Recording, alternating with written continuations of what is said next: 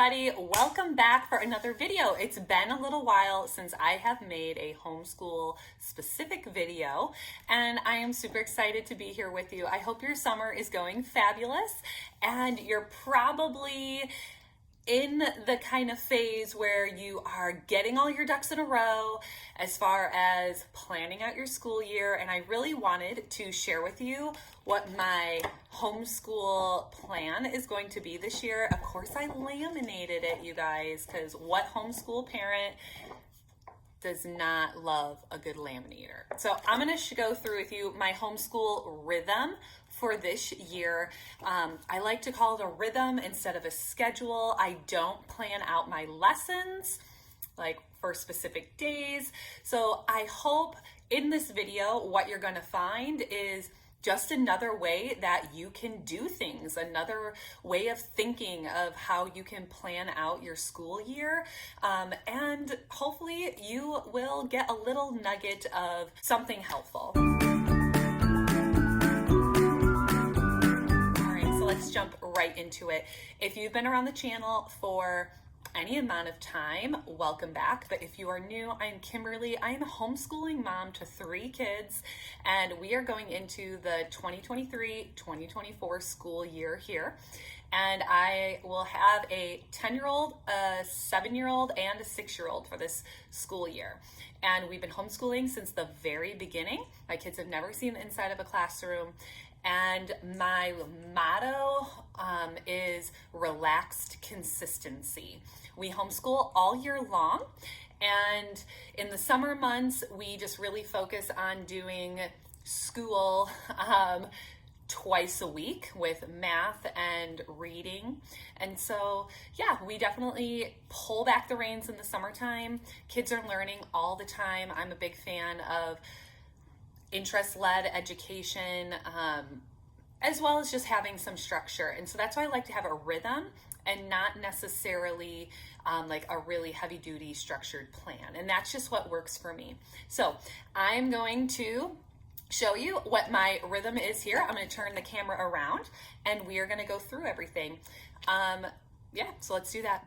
All right, guys, so here we are. I have my laminated thing here. I keep it right on my refrigerator for our homeschool rhythm. What you will see here is I use a looping schedule.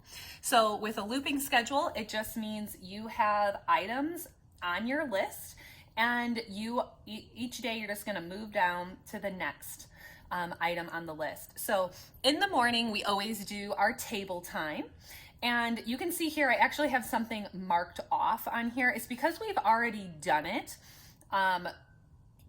this week. So our table time loop is always going to have handwriting, devotion, and a music selection. That will always be in our table time. That's the non-negotiable. And what we're gonna loop in is like a Monday, we're just gonna throw it out on a Monday. Monday we did memorization with our binders, and then when we get to table time on Tuesday, we're going to be doing those 3 things, and then we're going to be doing our picture study on Wednesday. We're going to do nature study and our podcast that goes with that. And then on Thursday, we're going to do our mental health workbook, and we're just then going to loop back up. I'm going to choose to, because it's laminated, I'm going to just take a dry erase marker and put a line through what we already finished, just in case I forget where we are in our loop. I don't think we will be, but you never know. So I know that the next thing on our loop is picture study. So after we do our daily table time in the morning, we're gonna have our read aloud time, which we already currently do. I'm hoping it's gonna be 30 minutes. As a homeschool parent, you will quickly find out that, you need to schedule more time typically than is needed. Sometimes things can go long, sometimes things can go short.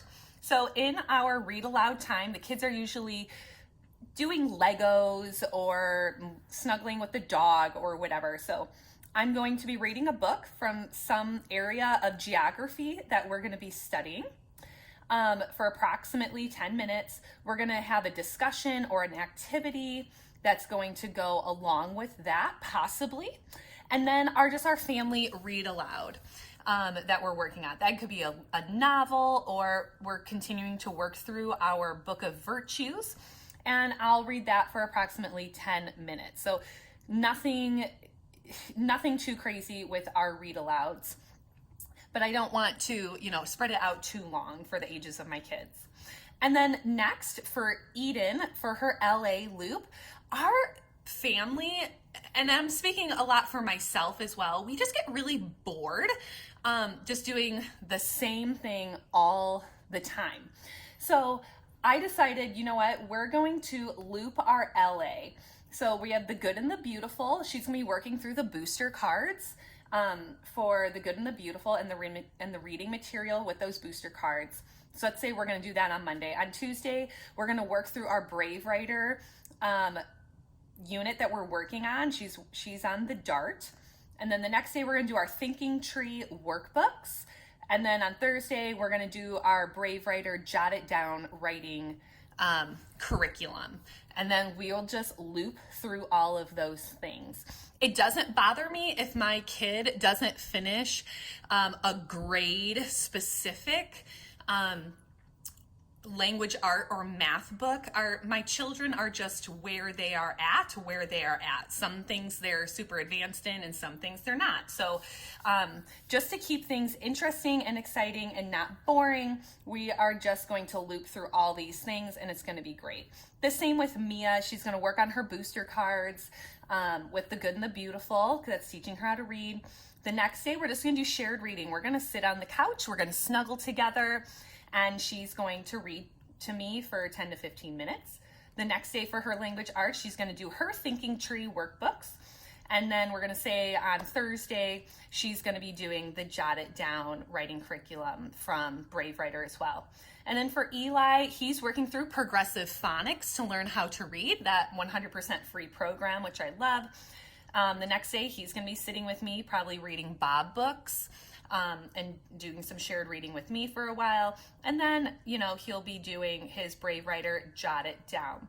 So looking at this, I already know someone's going to ask me, what if your kids are on different parts of the loop? Like Eden has 4, Mia has 4, and Eli only has 3. Are you going to be juggling possibly 3 different LA things? And the answer is yes, but my kids are really young, and we only do 15 to 20 minutes of any given subject, and so it's not going to be an extra burden to me to have Eden doing her good and the beautiful on one day, Mia doing her Thinking Tree on the same day, and then Eli doing Brave Writer all on a Monday. That is not going to be a burden to me, and I just know that personally and the curriculums that I'm using. So I'm just going to throw that out there because I'm sure someone will ask a question. And then for all my kids, their math loop, we use Math Lessons for a Living Education from Master Books. So they're going to be working on that. And then the next day, we're going to be working on a math game. I have several math games, board games, and card games. And so I've always wanted to incorporate more game schooling, and this will also prevent just boredom, and I can just connect on more of a fun level with my kids. So we'll just be alternating every other day between these things.